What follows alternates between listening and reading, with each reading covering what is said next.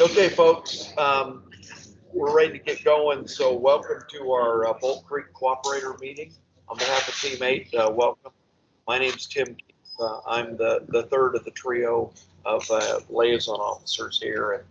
And it gets redundant, but as Slater said yesterday, you know, it's our philosophy. This is your meeting, and this is your opportunity to share concerns and the stuff that we need to know as well as others need to know in order to make sure that we're all successful here.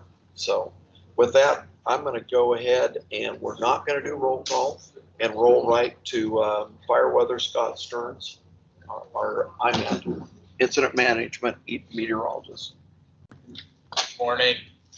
As you mentioned, Scott Stearns from the Grand Junction, Colorado office. Happy to be here helping out. So today, you know, largely the same as yesterday. Overall, RH is only getting down to around 60 to 80% over the fire area, again, depending on the elevation aspect and such. Winds, largely the same. We're looking at, you know, that westerly onshore flow around 4 miles an hour, sustained gusts to around 8, maybe 10 miles an hour at best with those gusts. So there will be a little bit of a southerly component in there today where terrain allows, but other than that, largely the same as yesterday. Same thing with the temperatures. It did look like we're going to see a little bit less cloud cover this afternoon, again, over the fire area. So just to speak to the precipitation near the ICP so far this morning, we've gotten a couple hundredths out of some showers that popped up, pretty small showers and not very widespread in coverage. And so the fire area to this point anyway has not gotten any of that precipitation so far today. So tomorrow we are looking at a little bit more widespread chances for precipitation. And we do have, it's actually higher than this now. We've got looking at around 1/10 of an inch of precipitation. And I'd say that there's probably around a 40% chance or so that actually comes through tomorrow during the day. Looking further out into the week, there was some discussion Saturday, Sunday, maybe even Monday time frame as to a pretty large event that might come through the area. Kind of, you might call it a storm, I guess. It looks like that's probably more than likely going to skirt us to the south, and so we're not going to see much precipitation, you know, again on that Saturday, Sunday, Monday time frame. I'd say the chances are pretty minimal at this point that we see a whole lot of precipitation, especially on the fire area, as that system moves through. So it's really, it was going to come right across, you know, through this area, almost over the top of us in Western Washington here, but it looks like the best chances for that system are actually moving to the south, and again, going to skirt to the south of us, roughly over Northern California, that area. It's where you're going to see the best chances for that system to move. So other than that, no real concerning, you know, real big fire weather concerns on the horizon, but at the same time, no real good trends or outlooks toward, you know, season-ending type events, real wetting precipitation. So we're kind of just in that lull kind of time frame where we don't have a whole lot of going on. We have RHs remaining somewhat elevated throughout the next several days, and really pretty light winds. So that's where we're at right now. I'd be happy to answer questions. Thanks. Can you just keep on your radar just any of these things that might generate weather that might just end up being hazardous on the ground conditions? We know the fire weather piece, but anything like, you know, just that precip rain stuff creates some additional hazards for our folks, sure, and for our cooperators, right? So keep that on your radar for us. Yep. Awesome. Thank you. Thanks, Scott. Fire behavior. Good morning, Scott McDonald, Fire Behavior Team 8. You've heard the weather. RH is up. We get a little bit of precip, but we get good humidity recovery at night. So all of our, you know, what we call the coarse woody or down dead wood fuels are picking up moisture, which is starting to take fire behavior out of the picture at this point. We're down to basically a lot of smoldering, creeping, a little bit backing fire here and there. Nothing of real significance from the fire behavior side because of that. It's just going to keep producing smoke as the fuels burn down. Nothing's going to there's no wind event predicted or anything like that that's going to help sustain something moving forward at this point. So a lot of the smoke's just going to be as stump poles and the big heavy burning down until they pick up enough moisture to go out, or we put them out at this point. Any questions? Thanks. Operations. Good morning, Dave Robertson, Operations Teammate. Last night's shift was very uneventful as far as fire behavior on all parts of the fire. About midnight last night, we did have a tree come down that took a very long time to reach the highway, and it was 50 to 60 inches in diameter. It was so large that it took the loader to hold the tree while we cut it, so it didn't cantilever off the side of the highway down into the river. The tree was so substantial, though, it took them 20 to 30 seconds for it to come down the hill. They could hear it for a long period of time. So this is also one of the reasons why we're keeping firefighters away. It's because it's not the snags that are nearby that fall fast. Some of these heavy logs are coming down with gravity and coming all the way across the highway. So other than that, there was no other events last night besides removing that tree off. Very little to no fire behavior. So starting over in Division Alpha, we are continuing with the same plan we've been working on. The 510 road and the 110 spur. The preparation is complete on that, and we're still working north on the 6510. They're at about where the road has got the slide out in it, and they're pushing crews onto the other side to start working the brushing on that road for that containment feature to have it prepped and ready. Moving around in the Division Papa, where the tree came down last night on the east side of the tunnel. Today's operation is going to be continuing to maintain the presence there, taking opportunities to mop up fire as it comes down to the line if it does, but right now nothing is moving. So we're still evaluating if there's an opportunity to go up to the edge, but right now with the hazards that we've got, and now the rain falling onto the trees, loosening everything else up, we're going to keep people away from that so we don't put firefighters at risk or jeopardy of being smashed. Division Sierra, same story. The structure protection is all in place. We have a structure protection specialist that's out there creating and drawing up our structure protection plans for going forward in the future as this incident goes to its end.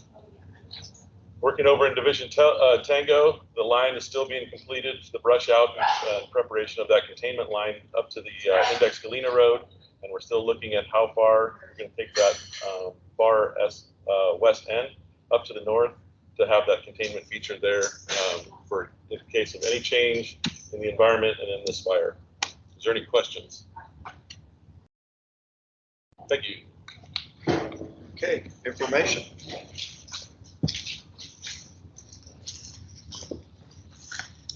Good morning, everyone. Pam Sichting.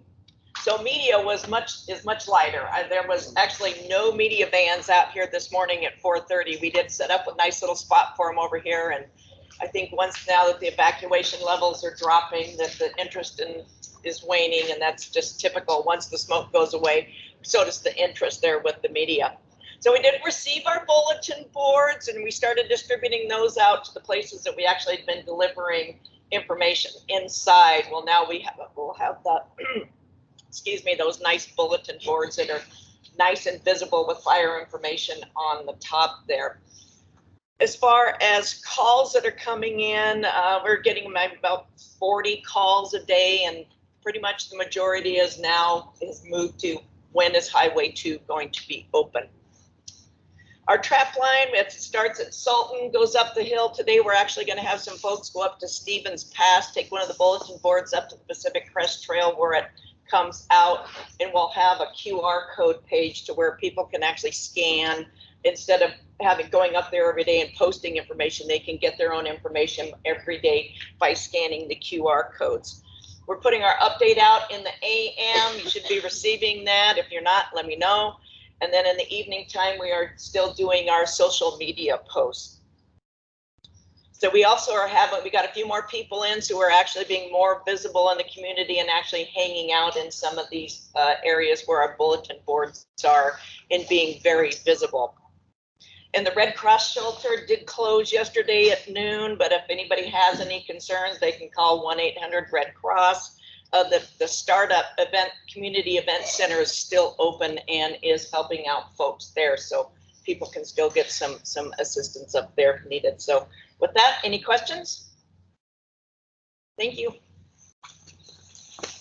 Okay, thanks, Pam. And now I'd like to call on our agency administrators, the folks that we've actually been delegated responsibility to work on this fire. I'll start with Joe Neal, Forest Service. Brett? Yeah, I got nothing. Okay. DNR. Jay? Jay's not here. I'm helping Jay out as the A. I want to be able to put my bases in so you guys can want to talk about anything. I'm Shannon Clark. I'm the district manager for the Northwest Region DNR. Thanks, Shannon. Sky Valley Fire Department, Chief Andrews. Okay, thank you, Chief. Sky Comish Fire Department, Chief Nicely. Are you on with us today, Chief?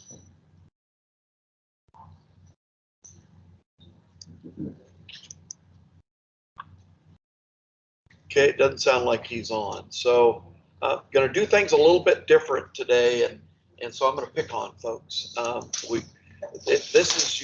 We want to hear from you, any questions, concerns, or updates you have to share with us, as well as with your peers. So I'm going to kind of work through a checklist here of folks, and I'm going to start with County Emergency Management, King County, Amelia. Morning, everyone. No updates from King County. They can be here for this meeting and a little bit afterwards. Thanks for being here, Amelia. Jared, with Snohomish. I wanted to say Skycom. No questions from us, just our utmost appreciation of all the work you guys are doing out here.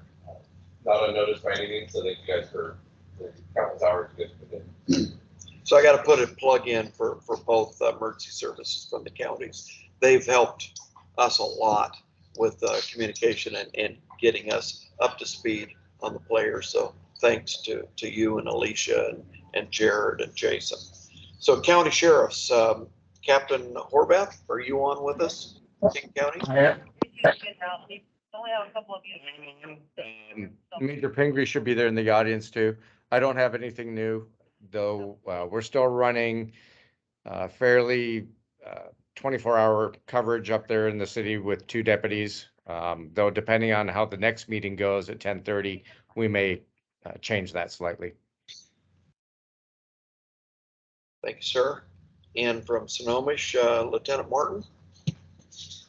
Yeah, thank you, everybody, for your hard work. This is pretty impressive from my standpoint to see just the cooperation and the level of professionalism. So thank you for that. We're still providing a presence for just up in the index area, Gold Bar. We typically have a deputy that works that area.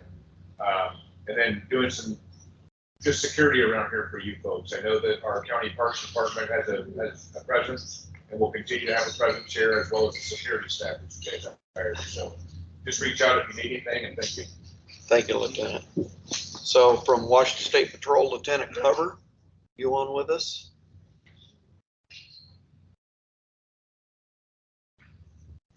Okay, moving on, Washington State MOPE, Chief Deputy Esther Hernandez, have anything to share with folks? No. Okay, well, we really appreciate the support of the incident and your role in that. So let's turn to utilities and start out with Puget Sound PSE. Folks, Jordan or anyone else, your thoughts, anything you'd like to share with us? I represent the gas side, and our big concern was needing to shut down our system in Gold Bar. The fires reached there, but it seems like there's very little to no risk of that. So I guess that's my major question. And concern is monitoring the growth of the fire. That's, I think we're pretty good. I'll knock on some wood for us all that it won't get there. Anybody from the electric side with PSE? Snohomish PUD, Scott, are you on with us? I am, and no big concerns. Our lines continue to be energized, and the only thing we would request is if there is a potential hazard to any of our critical infrastructure, we will likely know about it anyway, you know, if there's trouble on the lines, but if you see something before we do, loosen trees, vegetation, that sort of stuff, we just, the liaison could reach out and provide that information. Absolutely, and appreciate that. Thanks. BPA. Anybody on from BPA today? Yeah, good morning. This is Joe Hall. We do have one of our 3 lines back energized as of about 11:30 yesterday. So big shout out to all the crews out there who helped make that happen. We still have 2 of the lines out currently because they're being threatened by danger trees. We have crews out there assessing those trees and taking down as needed. Be doing that over the course of the next couple weeks, hoping to have another line energized by hopefully the end of Friday. But that's the update as of now. Okay, thank you, sir. Appreciate that. So Burlington Northern, is anybody on from the railroad? Okay. So moving on then, mayors, anybody on from Skykomish? Mayor Sladek, are you on with us today?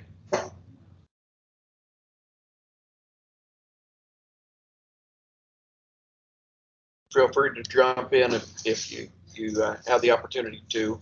Mayor Johnson from Index.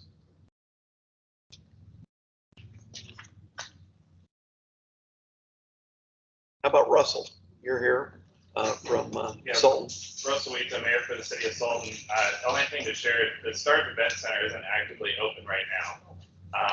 After the Index evacuation was lifted, most of the folks that were utilizing that went home. There's one family still staying there.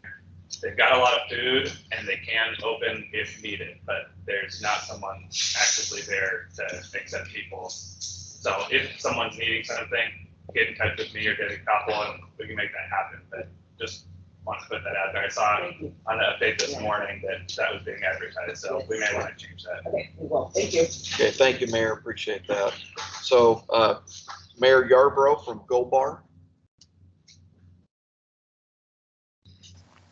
Hi, yes, I'm here, and there's nothing new in Gold Bar to report. Everything is normal here, and really appreciate this meeting and all the information. Good. Well, thank you. It's your meeting, and we're happy to help facilitate it. Mayor Thomas from Monroe.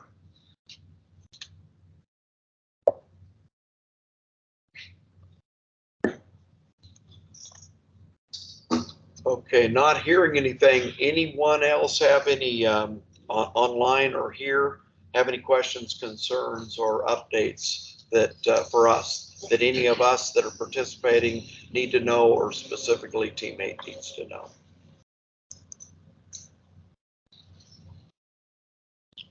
Okay, hearing none, we will meet here again and every day until there's no longer a need at 10 o'clock, either virtual or in person. And we'd like to go ahead and give it 10 minutes and start up at 10:30 with the law enforcement folks, emergency managers, and state patrol, and talk evacuations, whether or not there should be a change in that. And Steve Bowen will facilitate that discussion. So with that, I'm going to turn it over to our incident commander for final comments. And a year ago, I forgot him. So fortunately, he didn't fire me, at least on the spot.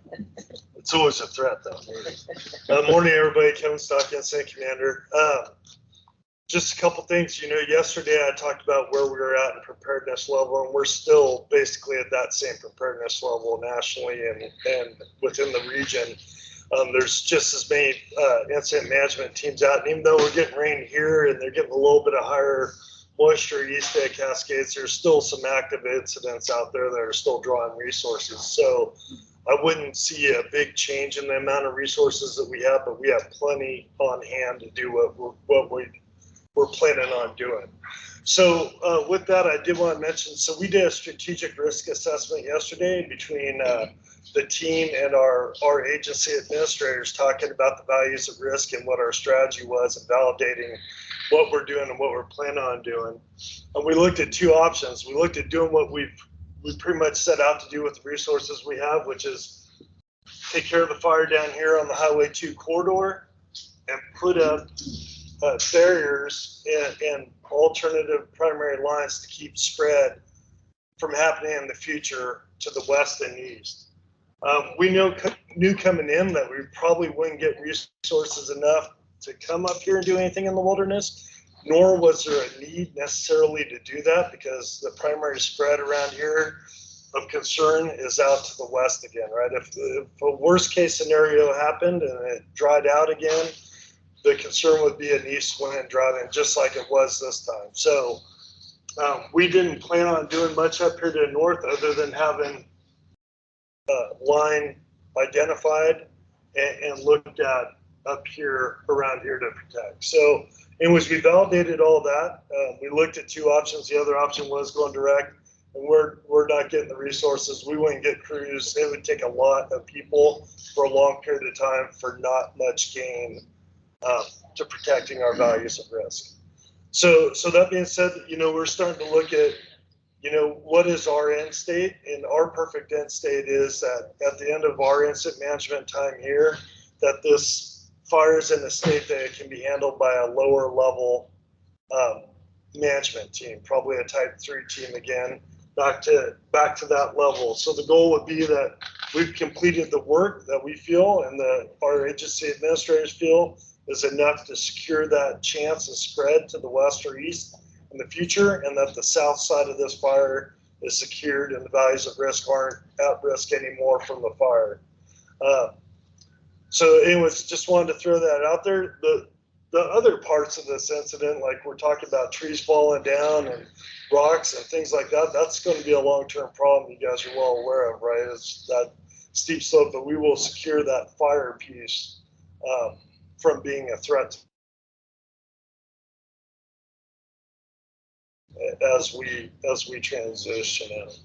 And we don't know what that date is. That's our end state, and we're working towards that and trying to figure out how all that will line up. So with that, thanks for the cooperation. Thanks for being here. Keep communicating. It's been great. And we'll see you tomorrow.